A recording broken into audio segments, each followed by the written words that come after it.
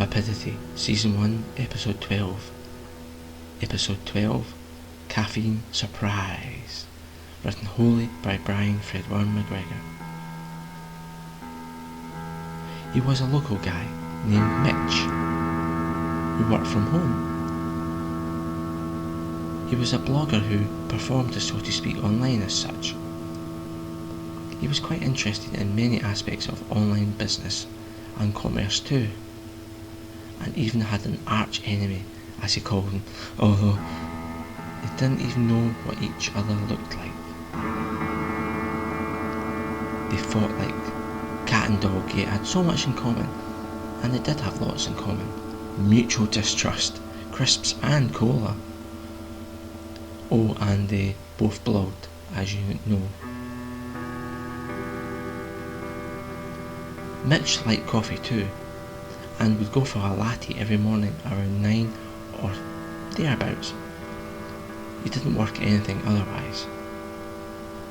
Every morning he would plod downstairs to the premises below his flat, but only to get coffee, and to coffee on up, as he put it. He was served by the same employees, which is why he liked going there, friendly and, oh, the price was good, as too was the coffee. Every morning he would go for his coffee and whinge about his arch enemy with the staff at the coffee shop, who could do nothing more than chuckle at him, as he was quite funny. He would come in and whinge at the same time, almost choking on his coffee, about some of the things she had said to him. His favourite line was always the same: "She's not the quickest cat in the tiles." The staff were laughing so loudly, they just couldn't see straight when he said that. Steve-O and Erica, the staff there, regular ones, often said he gave them bellyaches of laughter. Mitch would say all the time, "She's a darn good guesser. She guessed my hair, and my eyes, and... Then he started his sarcasm, adding, "She even knows I'm a blogger. How she guessed that is beyond me. She's good as in good.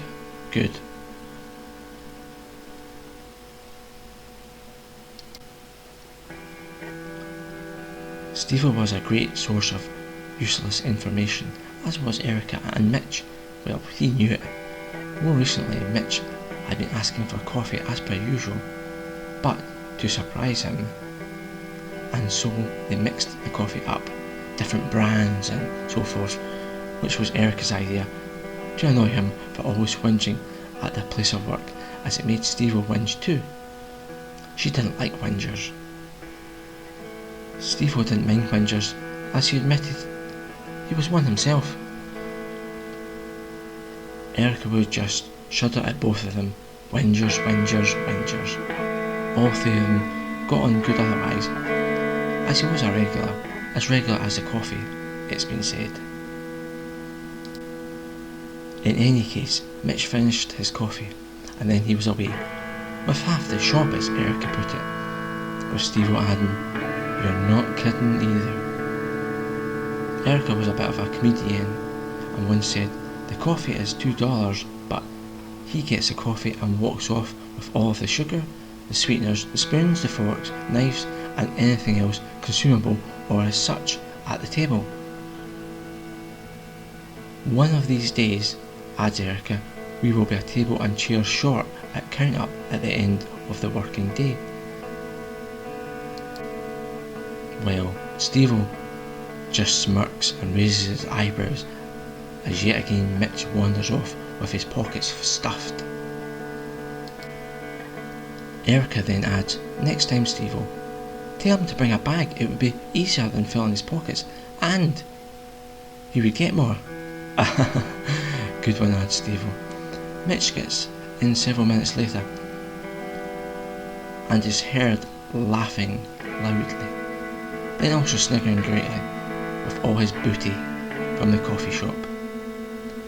Mitch then says, "If only they knew, if only they knew." However, outside at the cafe, Steve and Erica both laugh loudly themselves, saying in reply rather quiet tones of, "Oh, we do," after hearing what he said. Mitch's living room window is rather ajar, and they both are just under his premises at the outside seating area, having a scheduled break during a quieter spell of the day. At this point, Mitch closes the window as he prepares to do a live feed. He now spills everything out of his pocket onto the kitchen worktop, and there's lots of, well, freebies. He then places the napkin down, which has writing on it, although he initially just thinks it's a logo or random scribbles like a coffee order or something to eat. At this point, Mitch checks out the napkin, which says, "Contact us, Mitch. It's regarding coffee. All the best, Steve-O and Erica." There's a number listed, which he texts, and he's told to come down at 7 p.m, just before they close, for a frank discussion and a survey about coffee. If anyone knows coffee, it's him, Mitch, and he knows it. It's roughly 10 a.m. just now, so he does have his blog to do and other internet stuff which needs done. Then he decides he'll have a snooze before heading down to the cafe at 7 p.m, somewhat later today. At this point now, Mitch is asleep, and has been so for hours. However, his alarm on his phone is about to buzz and waking him up at almost 5 to 7 this evening. The alarm now buzzes and he wakes up fully clothed, as per usual, not too fussed. He heads down to the cafe now at almost 7 o'clock, suited and booted somewhat. Well, okay, somewhat really means that. At this point, Mitch arrives downstairs at the cafe, and outside Steve-O waits with Erica. Steve-O, though, wanders off to get 3 coffees, as she is the manager, although the coffee shop cum cafe is technically closed now. They all know each other and are coffee connoisseurs, so to speak. Mitch gets talking to Erica after sitting down, and Erica asks a few questions about himself for the survey. The last question put the cat amongst the pigeons as such, as she asks, "Mitch, where is your favourite coffee shop?" Which he replies to, "As yours, of course." "And your favourite employee is?" Well, Mitch just shrugs his shoulders and says, "You, Erica, you're like my mate and we get on great." Erica replies, "What, even as an arch enemy, I'm still your mate?" She then laughs loudly. Mitch is shocked but sees the funny side to everything. And yeah, that's a good one. Erica then adds, "Fancy a beer, Mitch?" Mitch says, "Yeah, great," smiling radiantly.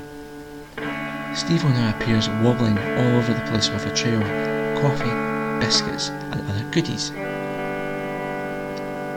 Erica and Mitch now look at one another, then both say to Steve-O, "Scrap the coffee, Steve-O, and lock up too.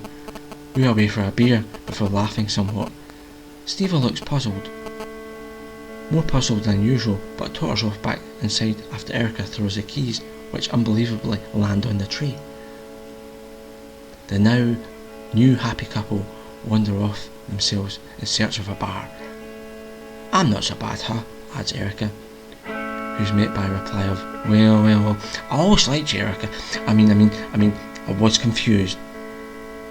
Erica quickly replies with, what, more confused than Steve-O usually is, before laughing loudly again.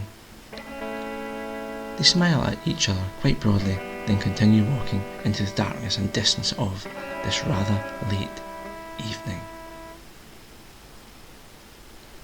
The end. A Brian Fred Worm MacGregor production.